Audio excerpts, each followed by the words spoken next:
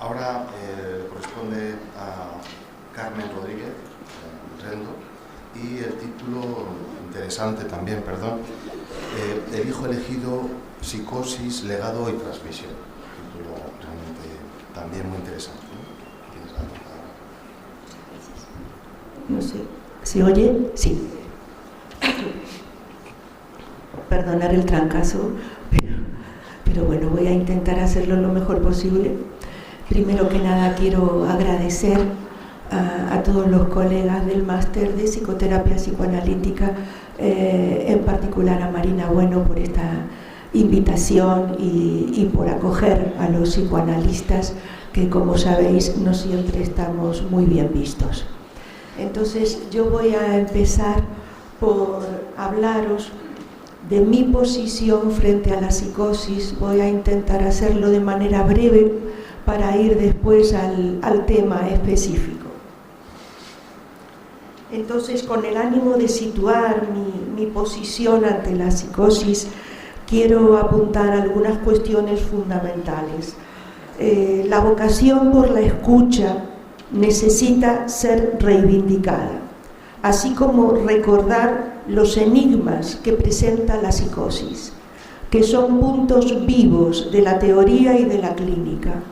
Y yo diría que su carácter enigmático no deja de interrogarnos, y por eso los psicoanalistas nunca pagaremos la deuda que tenemos con la psicosis. Hay una verdad en el psicótico, una verdad protegida por la certeza. Es un lenguaje que no puede mentir, al igual que su angustia que roza el horizonte de lo insoportable. Hay una voluntad de verdad que los profesionales debemos atender sin hacer menoscabo de su palabra. Pero hay una función del lenguaje que va a consistir en simbolizar, en revestir y en envolver el mundo que está más allá de la representación, un mundo agitado y turbulento al que Lacan llama lo real. Aquí no se trata de desear ni de comprender, sino tan solo de sostener un mundo soportable y hacerlo vivible. Las palabras nos preexisten, pero aquí esa palabra que antecede a las cosas se descose y lo real queda al descubierto, con todas las consecuencias sintomáticas que se derivan de ello: voces, automatismos, fenómenos elementales y un largo etcétera. El deseo se extravía, pierde ese carácter de hilo que aglutina y teje el lenguaje y deja a las palabras sueltas. Cuando las palabras van a la deriva, chocan con el sufrimiento incontenible de un vacío mudo. Cuando las paredes del espíritu se resquebrajan, por las grietas aparece el delirio como herramienta para ponerse a salvo de un discurrir sin norte, en la soledad inconmensurable de una realidad deshilachada y con un deseo hecho jirones. Para Freud, el delirio era un esfuerzo reparador, un trabajo de reconstrucción. El síntoma, desde Freud, siempre ha sido un refugio, ese lugar que se mantiene a resguardo porque guarda razones ocultas, deseos innombrables. Por eso nadie está dispuesto a abandonarlos fácilmente. Para Freud, la psicosis confirmaba lo que el análisis de los neuróticos revelaba. Pensaba que la diferencia residía en que aquello que en la neurosis estaba velado y reprimido, en la psicosis se mostraba a cielo abierto. Lacan considera que la psicosis se caracteriza por tener una causalidad propia, que la psicosis permite percibir lo que las neurosis no revelarán nunca, en tanto los efectos del lenguaje sobre el ser hablante serían diferentes en las neurosis y en la psicosis. Como dice Colette Soler, en la psicosis falta la falta del otro. La falta del otro no se encuentra simbolizada, está subsumida bajo el significante, porque la falta ella misma hace defecto. Por eso el neurótico puede decir cualquier cosa, porque el decir está ligado al deseo y al goce, mientras que el psicótico, en tanto escapa a las limitaciones del discurso, está enredado en el goce. Como el tiempo no permite profundizar en muchos de los conceptos que manejo, lo que yo propongo es que luego en el debate hagáis todas las preguntas que os parezcan pertinentes respecto a los conceptos. El psicótico no está fuera del lenguaje, está fuera del discurso. Es el afuera de su discurso el que condiciona su libertad. Y cuando decimos fuera del discurso, decimos fuera del lazo social, fuera de la relación con el otro, porque no está sujetado al orden del discurso, que es el que rige el lazo social y en el que todos somos esclavos. El orden del discurso nos sujeta, ya que la convivencia con lo simbólico nos pacifica. Esta convocatoria de puertas abiertas de este máster es una invitación a hacer lazo, a vincularnos el uno con el otro, a aprender juntos, a cultivar la capacidad de preguntarnos y a mostrarnos que ni la cría de hombre ni el hombre adulto no es sin el otro, siendo esto lo que define su dimensión de humanidad. Represión y forclusión, dos mecanismos que operan en la neurosis y en la psicosis respectivamente. El primero, la represión, es lo que le permite a Freud mostrar el trabajo de la transferencia, como un obrar del lenguaje en donde reconoce el síntoma neurótico. El segundo, la forclusión, el rechazo de un significante, va a provocar una consecuencia, el trabajo de la psicosis del que habla Lacan.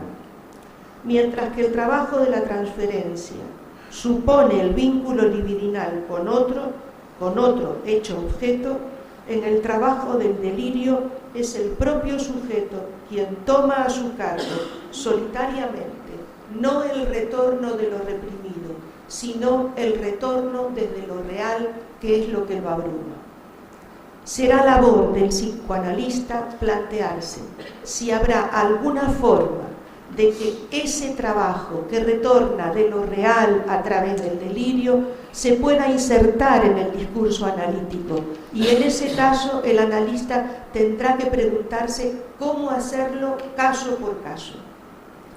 El retorno en lo real de lo que fue rechazado en lo simbólico y que se impone al sujeto le deja expuesto al significante le deja expuesto solo al tormento del significante, al tormento de la palabra que surge sola, fuera de la cadena de sentido.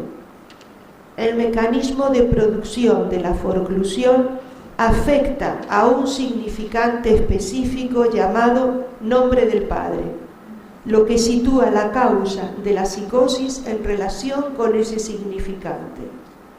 El nombre del Padre ordena el lenguaje e inscribe al sujeto en la ley simbólica y nombra a su vez el deseo de la madre. Pero eso forcluido, eso rechazado, no es susceptible de simbolización y en consecuencia retorna desde lo real. Por eso el trabajo de la psicosis será un intento de solución, de autoelaboración, maneras de tratar el retorno en lo real, maneras de civilizar el goce haciéndolo soportable.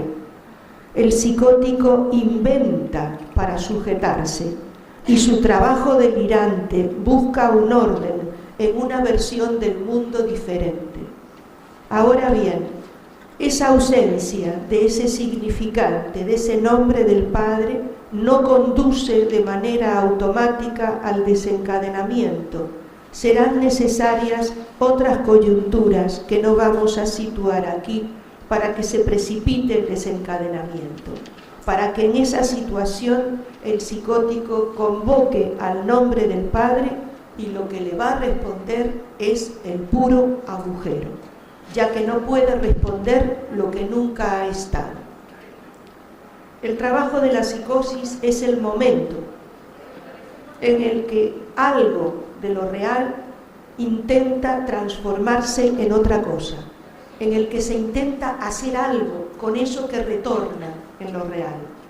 De ahí que en una clínica de la psicosis, Lacan plantee como momento posible de estabilización la formación de una metáfora delirante que supla la metáfora del padre, la metáfora paterna fallida. Lo que suple no cura, pero puede hacer que el mundo sea más habitable, ya que donde había vacío puede advenir algo que venga a suavizar los efectos de la falla primordial y que limite ese goce todo que produce el fracaso del anudamiento de los tres registros, imaginario, real y simbólico, de los que habla Lacan. Vamos ahora con el eje fundamental de esta presentación, que es el hijo elegido del psicótico. En mi práctica clínica he tenido la oportunidad de trabajar,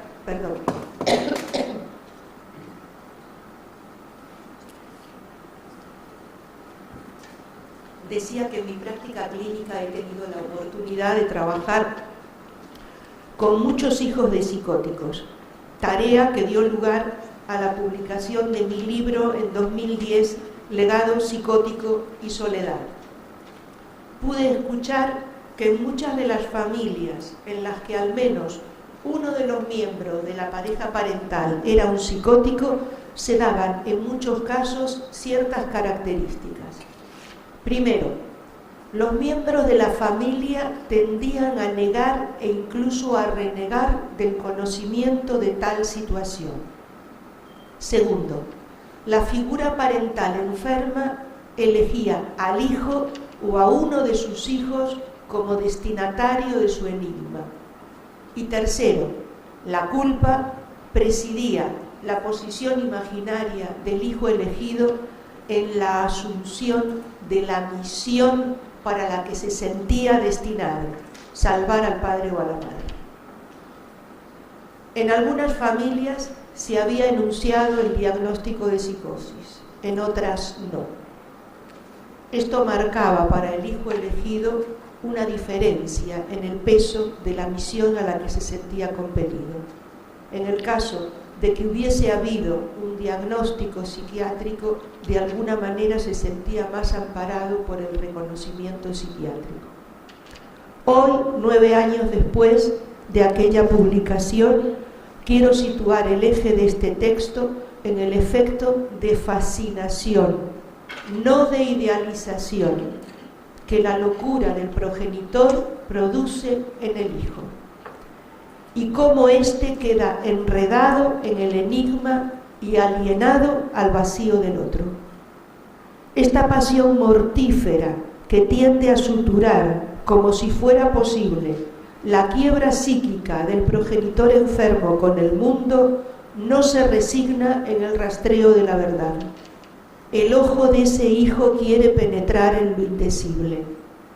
Mi hipótesis es que en el análisis se escucha el trabajo del hijo elegido por civilizar el encuentro con el vacío, trabajo que lo protege y produce efectos.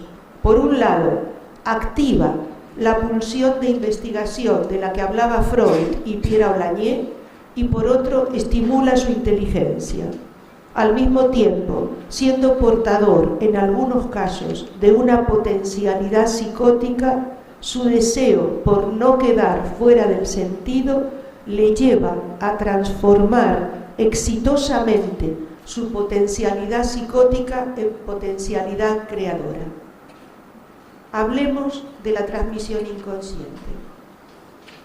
En 1913, en Tótem y Tabú, Freud decía que nada verdaderamente importante podía ser sustraído a la generación siguiente. no se refería solo a la transmisión social, ni solo a la transmisión intrapsíquica de la que habla en el capítulo 7 de la interpretación de los sueños, sino que también se refería a la transmisión intersubjetiva que contempla la constitución del sujeto en su anclaje en el fantasma y prescribiendo el complejo de Edipo frente a la castración y a la ley. En la clase del 18 de enero de 1956 del seminario 3, la psicosis, dice Lacan que lo que viene a garantizar el complejo de Edipo es que la relación imaginaria, que será conflictual en sí misma, está prometida al conflicto. Para que el ser humano pueda establecer la relación más natural, es necesario que intervenga un tercero. Hace falta una ley, una cadena, un orden simbólico, la intervención del orden de la palabra, es decir, del Padre. El orden que impide la colisión y el estallido de la situación en su conjunto está fundado en la existencia de eso que Lacan llama el nombre del Padre.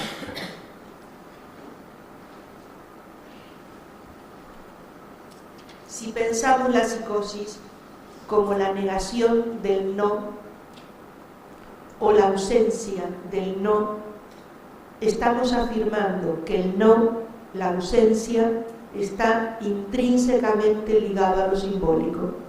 Por eso Lacan ubica el fundamento de la psicosis en el nivel de un fenómeno de ausencia, de forclusión, de rechazo.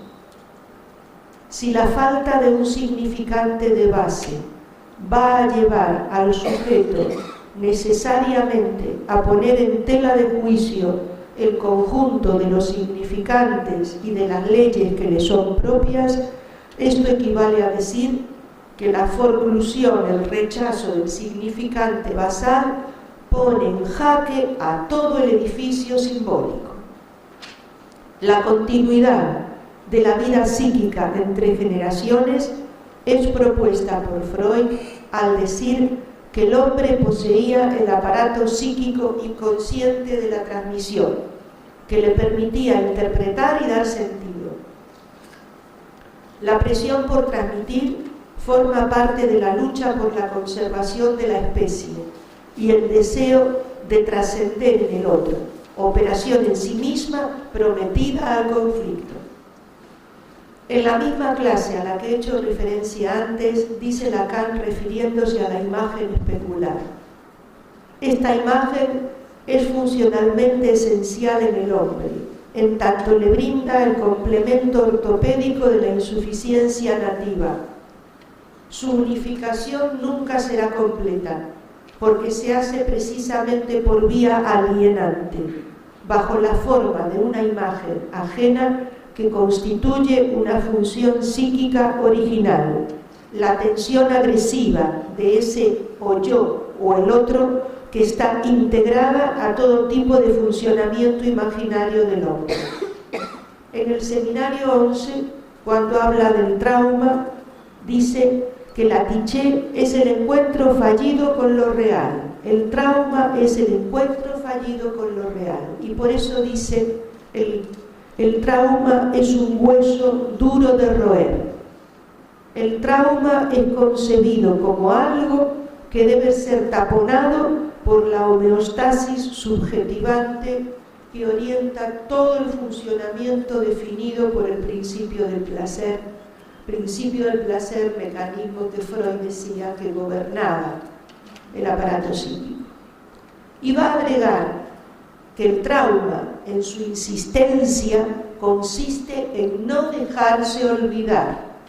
De ahí que más que hablar de trauma, hablemos de continuidad traumática. Hay un concepto de Pierre Aulagnier de 1975 para explicar el devenir traumático, que es lo que ella llama el telescopaje, que sigue la idea de encuentro del trauma y la identificación, encuentro entre un acontecimiento y un enunciado de valor identificante, y explica que en este encuentro se produciría un choque frontal, a la manera de un encastre que haría que el trauma opere en la identificación transgeneracional. Es un encuentro donde la voz privilegiadamente investida sigue y exige al niño un trabajo psíquico precoz que queda estampado en él sin mediación alguna. No olvidemos que se deviene sujeto por identificación. El sujeto no es sin el otro, y no es sin el otro implica no es sin su mirada. Para concluir, en Freud, en Lacan y en Pierre Olagnier localizamos la palabra encuentro para situar el trauma. La dimensión traumática del encuentro del hijo con el vacío del otro impacta en el desamparo originario y lo reactiva. Impacta en esa unificación que nunca será completa. Lacan dice, el tú es el significante de lo que yo llamo un hacer picar el anzuelo al otro, de hacerle picar el anzuelo del discurso, de engancharle la significación. Si el trabajo de la psicosis puede llevar a la metáfora delirante, el trabajo del análisis deberá desenganchar al hijo del psicótico del tú que viene del otro, anzuelo de la figura parental que enreda al sujeto inevitablemente. El tú conmina a responder. Podemos pensar que sería posible rehusar escuchar esa llamada, pero verdaderamente nadie dispone de la fuerza necesaria para declinar la fuerza propia del discurso. Como sujeto de la representación, queda capturado por el campo de lo que ve y de lo que oye. Esta fascinación a la que hacemos referencia debemos distinguirla de la seducción imaginaria, ya que en esta podemos situar el deseo consciente, intencional, y en la fascinación el deseo inconsciente, el deseo fascinal. El trauma es el golpe de lo real que atraviesa al sujeto y sacude los cimientos de la estructura. El encuentro con la psicosis parental es un encuentro fallido con lo real. El hijo del psicótico elegido recibe el legado que tendrá que traicionar para poder asumir como propio algo de lo que le fue dado, que conlleva un destino arriesgado de fusión, signado por la fascinación y la captura por la mirada del otro parental. Algo magnetiza más allá de lo visible, algo de la locura atrae y quiere atravesar la frontera de lo decible, y eso que magnetiza tiene los contornos de lo extraño y del horror. Pero hay una estética del horror que imanta la mirada y el ojo se deja aspirar por ese otro ante el que se siente especial. No se trata de poner algo en el lugar de un agujero, sino de la pretensión de habitarlo para evitar la soledad del otro, de la que el hijo elegido es en extremo solidario. Gracias por escucharme.